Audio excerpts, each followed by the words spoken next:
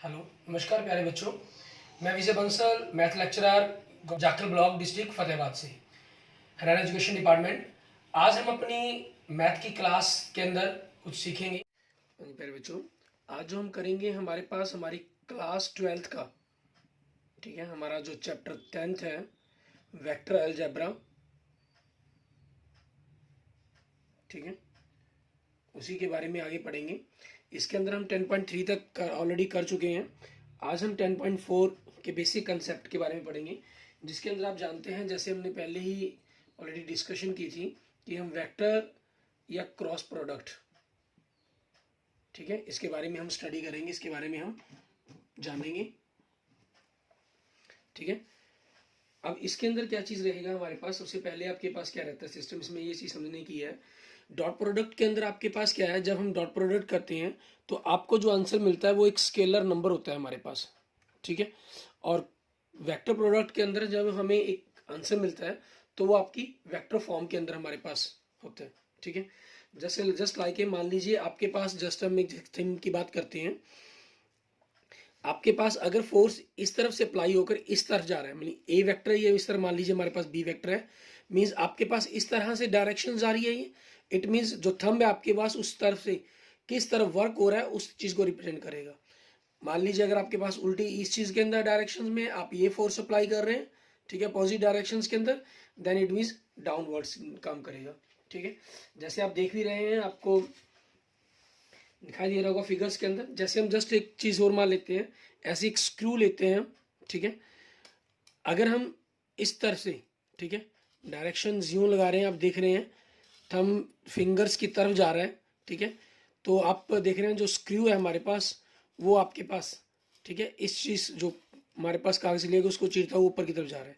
अगर मैं फिंगर से अपने थंब को बाहर की तरफ लेके आ रहा हूँ, ठीक है, तो आप देख रहे हैं कि जो स्क्रू है वो नीचे की तरफ आना शुरू हो गया है, मतलब इस प्रकार से, ठीक है। मीन्स इसके अंदर वेक्टर प्रोडक्ट के अंदर डायरेक्शंस का बड़ा ही मेन कंसेप्ट रहता है। इसके अंदर एक छोटा सा एग्जांपल हम और देख सकते हैं, जो जनरल आपने पेन के अंदर देखा होगा, जैसे पेन है हमारे पास, आप इस तरीके से कर रहे हैं, देख रहे हैं पेन खुल गया हमारे पास, मीन्स डायरेक्शंस बड़ी मायने रखती है इसके अंदर।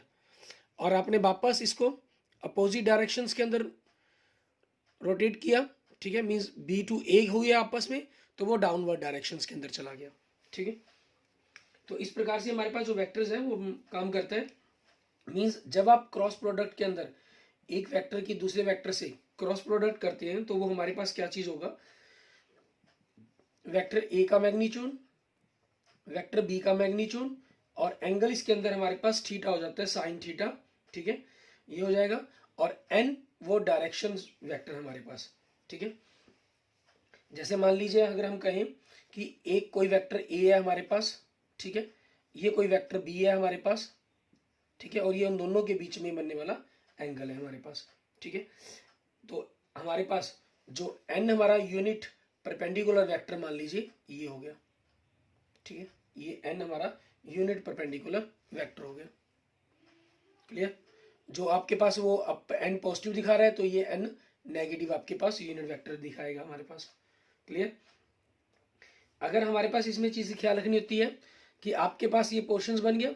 अब अगर वेक्टर ए हमारे पास जीरो हो या वेक्टर वी हमारे पास जीरो हो, दोनों में से कोई भी, तो ए क्रॉस बी क्या बन जाएगी आपके पास, जीरो वैल्यू बन जाएगी, ठीक है। और ए क्रॉस बी हमारे पास जो भी आंसर आएगा, क्योंकि ये आपके पास एन डायरेक्शंस वेक्टर का जिक्र आ गया, तो मींस एक ए क्रॉस बी आपके पास, अगर हम यूं कह सकते हैं, एक वेक्टर बनेगा आपके पास, ठीक है, इसे वेक्टर।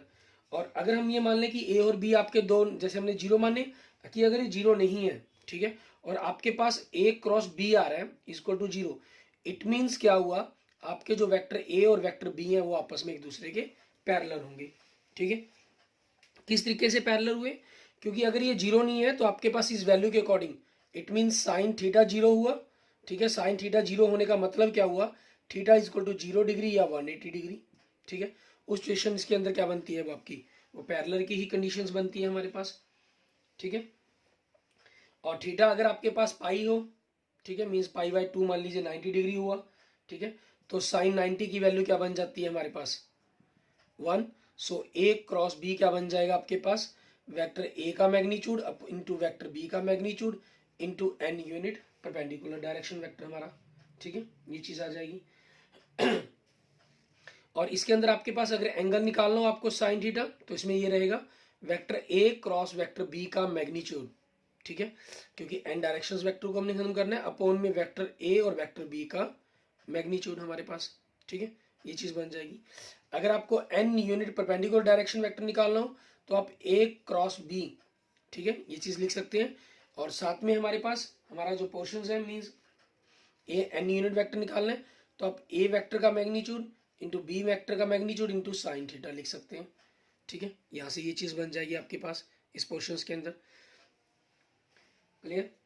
इस तरीके से हमने इनकी वैल्यूज को डिस्कस करना है। और इसमें एक चीज़ हो रहेगी इंच कंसेप्ट के अकॉर्डिंग, क्योंकि आई जे और के एक दूसरे से आपके पास π/2 वैल्यूज पर बनाते हैं, तो इसलिए आई क्रॉस आई, ठीक है, and J cross J and के क्रॉस के, ठीक है, हमारे जो वैल्यूज बनेगी, ठीक है, वो कितनी हो जाएंगी आपके पास 0, क्योंकि वो इटसेल्फ खुद के साथ होगी ना, इसलिए 0।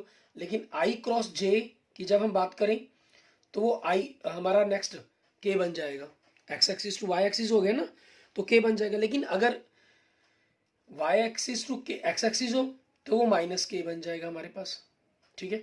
ऐसे ही जे इंटू के हो तो आई बनेगा, लेकिन के इंटू जे हो तो वो माइनस आई बनेगा, ठीक है। और इसी तरीके से आपके पास अगर के इंटू आई हो तो जे बनेगा, लेकिन अगर आई इंटू के हो तो आपके पास क्या बनेगा, माइनस जे बनेगा, ठीक है। अपनी डायरेक्शन उस रिप्रेजेंट करवाएगा ये। क्लियर? इसी प्रकार की वैल्यूज के साथ डिस्कस करते हुए हम आगे देखेंगे हमारे पास कि क्या चीज हमें करनी होगी। आपके पास अगर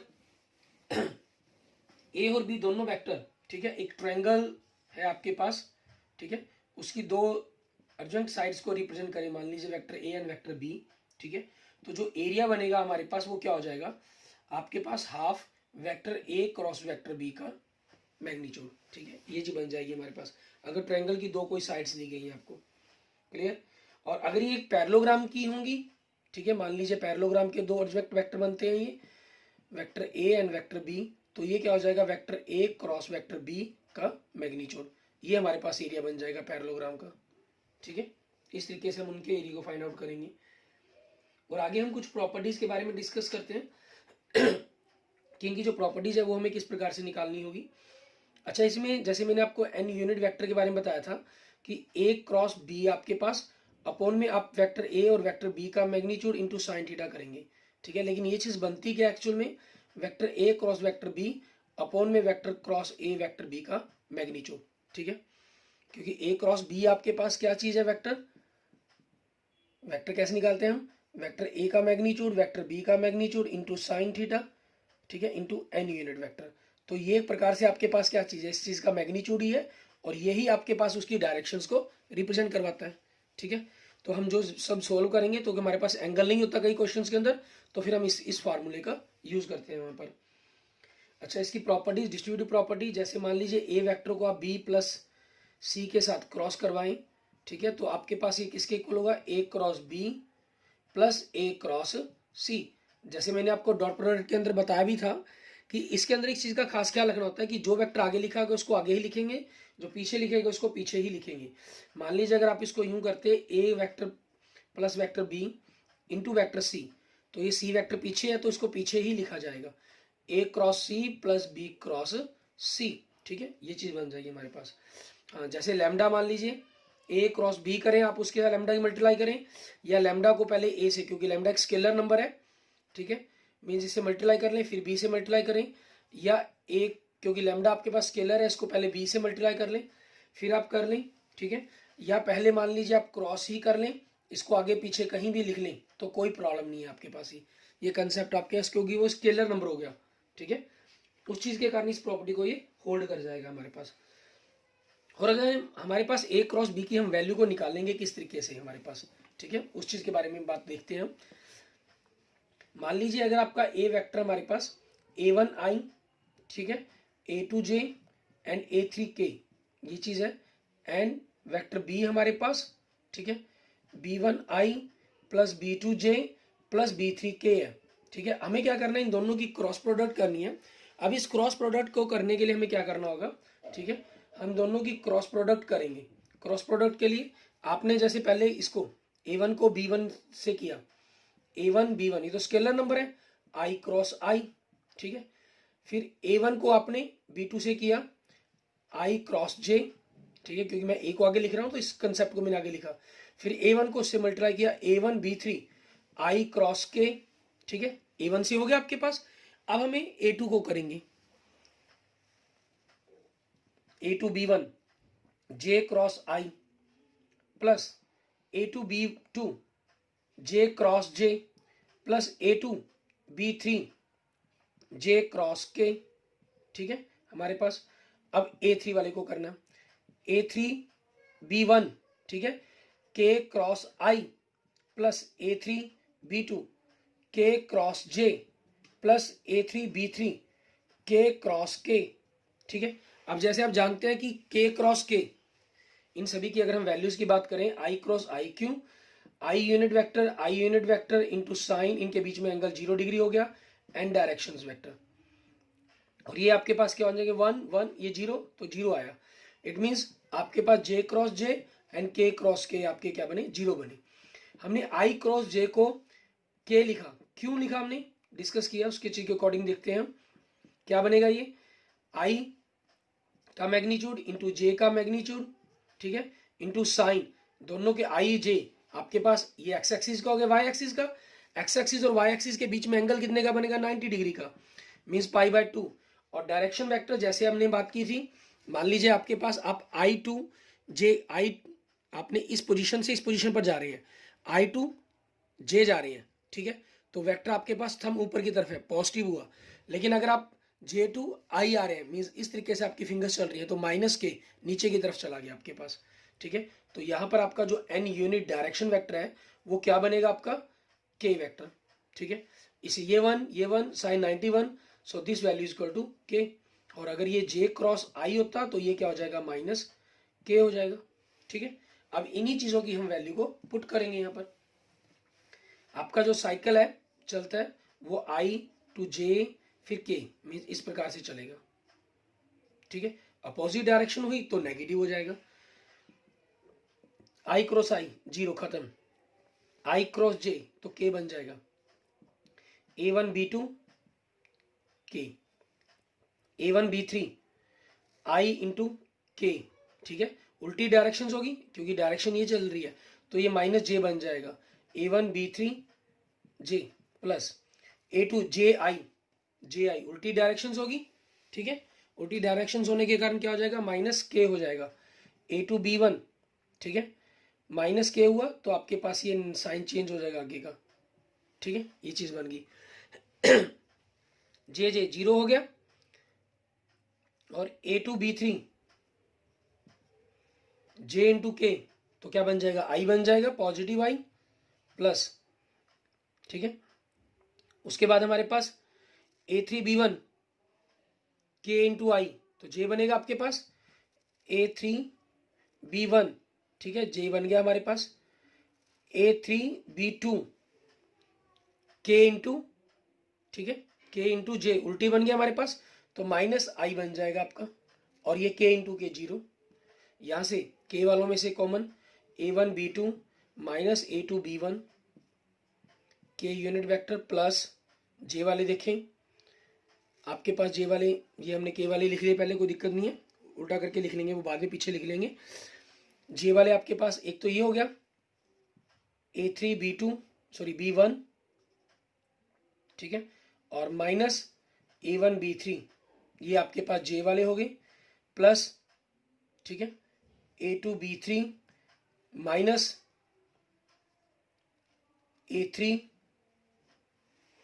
आपके पास B2, ये दो I वाले हो गए, ठीक है। इसको पहले फिर इसको लिख लेंगे, ये आपके पास आपकी आंसर बन जाएगा। लेकिन इसमें देखिए हमारे पास कैलकुलेशन ये, हमारे पास प्रोसेस ये है, लेकिन इस चीज को लगाने के लिए हम क्या कर सकते हैं, डायरेक्ट आप देख रहे हैं, अगर थर्ड जैसे फर्स्ट है तो अब सेकंड और थर्ड की मल्टीप्लाई है, सेकंड है तो फर्स्ट और थर्ड की मल्टीप्लाई है, थर्ड है तो फर्स्ट और सेकंड की मल्टीप्लाई है, ठीक है।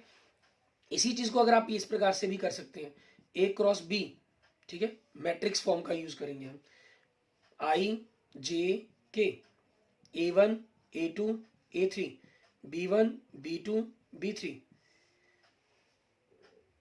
ठीक है। आपने पहले इस फर्स्ट रो की रिस्पेक्ट में आप इसको डिटरमिनेंट फाइंड आउट कर रहे हैं। आई को आपने रखा, फर्स्ट रो फर्स्ट कॉलम छोड़ा, इनकी multiply A2 B3 minus B2 A3, ठीक है। फिर जे की रिस्पेक्ट में, क्योंकि ये माइनस आएगा, ठीक है, तो माइनस आना चाहिए था यहाँ पर, तो माइनस के कारण हम इनके उल्टे निशान हो जाएंगे, ये रो और ये कॉलम छोड़ेंगे आप, ठीक है। A1 B3 नेगेटिव है क्योंकि माइनस का निशान है ना बाहर, उस कारण चेंज हुआ ये, एंड A3 B1, ठीक है, ये माइनस का बना हमारे पास और यहाँ पॉजिटिव बन रहा है बाहर माइनस के निशान के कारण। फिर के कारण किया हमने, ये रो और ये कॉलम छोड़ देंगे, A1 B2 minus A2 B1, ठीक है। इस तरीके से हम जो आगे क्वेश्चंस करेंगे मोस्टली के अंदर हम मैट्रिक्स का ये डिटरमिनेंट प्रोसेस है, ठीक है, इसी का यूज करेंगे ए क्रॉस वैल्यू निकालने के लिए। फिर इसका मैग्नीट्यूड निकालना वो हमारे पास इजी है ही, ठीक है, उसकी वैल्यू हम करते हैं कैलकुलेट। अब देखें, जैसे एक एग्जांपल देखते हैं हम इसके अंदर, एग्जांपल से थोड़ा सा इसको और समझने की कोशिश करते हैं कि क्या कहा गया इसके अंदर। जैसे एग्जांपल नंबर 22 देखें, हमें कह रहा है फाइंड ए, आपको ए क्रॉस बी का जो मैग्नीट्यूड है फाइंड आउट करने के लिए कहा गया, ठीक है। ए वेक्टर दे रहा है आपको 2i प्लस जे प्लस 3k, ठीक है, एंड बी वेक्टर दे रहा है हमें 3i plus 5j minus 2k, ठीक है।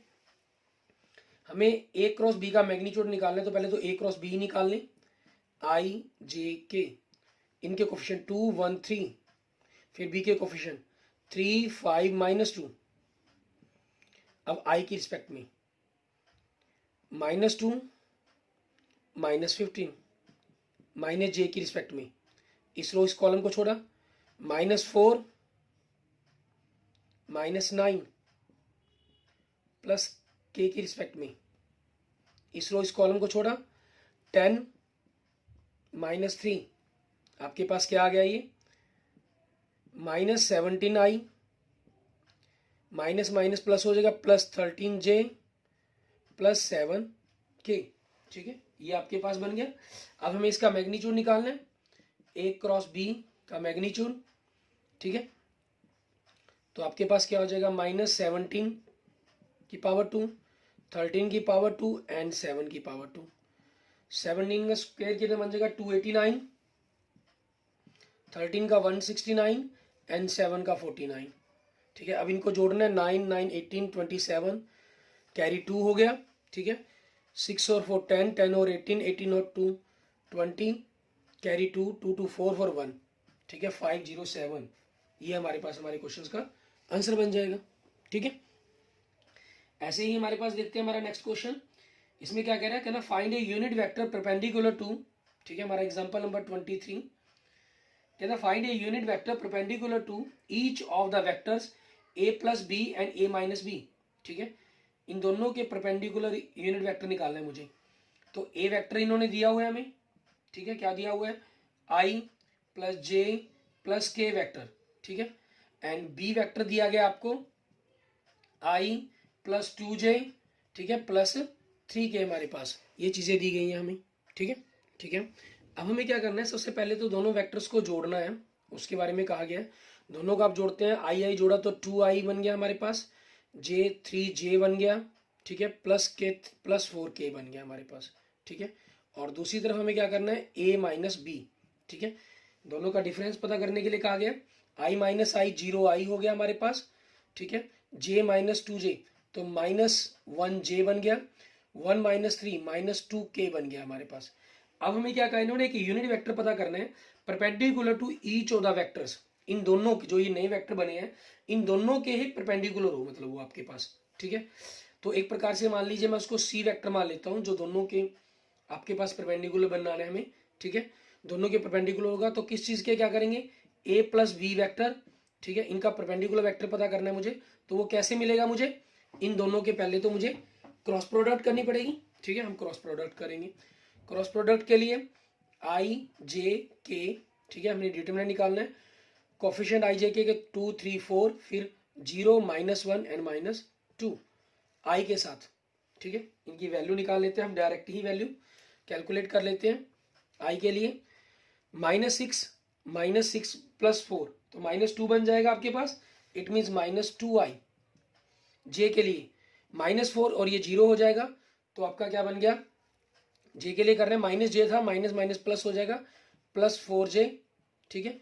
और के लिए हमने करना है, तो आपके पास -2, ठीक है, -0 तो -2 ही आ जाएगा, इट मीन्स -2k हमारे पास, ठीक है।